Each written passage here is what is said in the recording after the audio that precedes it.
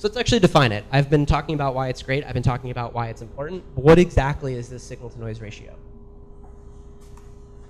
If you were to look on Wikipedia, or you were to look into like a computer science or signal processing textbook, you would get this definition. Signal-to-noise ratio is a measure of the desired signal to a level of undesired noise. I mean, that's fine and well when you're like being very quantitative with things, when you're actually doing like calculus at work. But it's also sometimes used metaphorically to refer to the ratio of useful information versus the amount of irrelevant information in some sort of exchange. So you'll actually see like social psychologists using this to talk about like forums where they're like talking about something meaningful like politics or like psychology or something like that. This matters for test suites and is a metaphor we can apply to test suites because it is a measure of how clearly a test failure indicates a specific fault or issue in your code base. Meaning, signal-to-noise ratio is a metric that you can use to clearly identify what actually went wrong when you have a test failure. That's what signal is. It's something that can be applied to an entire test suite, and it can be applied to an individual test. It's kind of nice in that it's composable with something big, and you can use it with something small.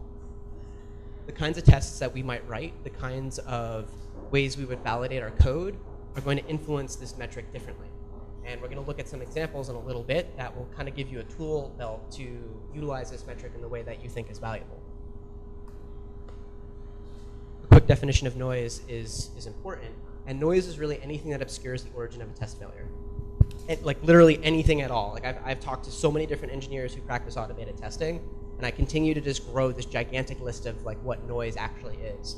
So this is like the most basic and general definition I can give you. And also, because of that, understand noise is subjective. Your experience in a tech stack might make something less noisy to you than it is to somebody else. And that's totally fine. Like you're never going to be 100% perfect all the time. As we say in Agile, perfect is the enemy of done. So just understand noise is going to be a little subjective, but there are some things that we can talk about that are generally agreed upon from the conversations I've had.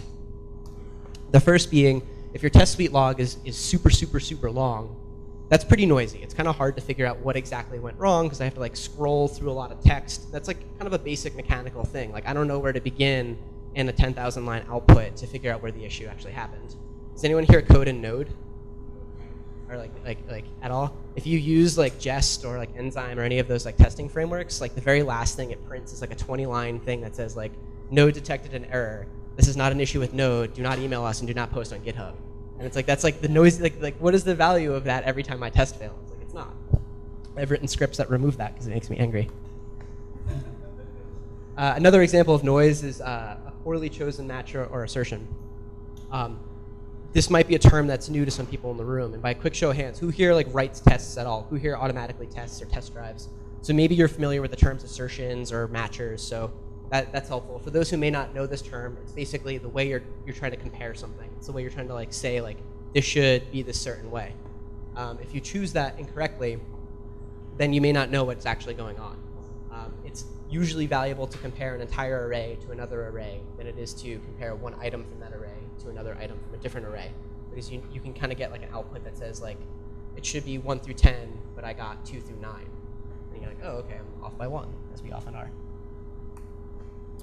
Another example of noise is if you have a bunch of tests and they're all failing together.